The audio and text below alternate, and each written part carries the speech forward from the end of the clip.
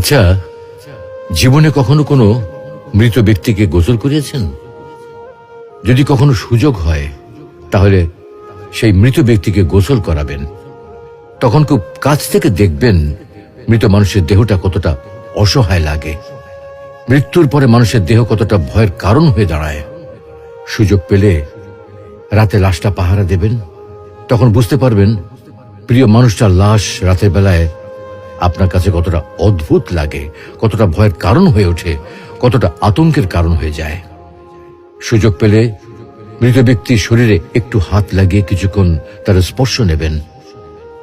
আপনি তখন উপলব্ধির সুযোগ পাবেন এই পৃথিবীতে বিশাল প্রভা প্রতিপত্তি মৃত্যুর পরে কতটা নির্যাতনের রূপ নেয়। সুযোগ পেলে আপনজনদের লাশ কবরে নামাবেন খুব আগ্রহ নিয়ে। শেষবারের মতো মৃতদেহের মুখটি একবার দেখা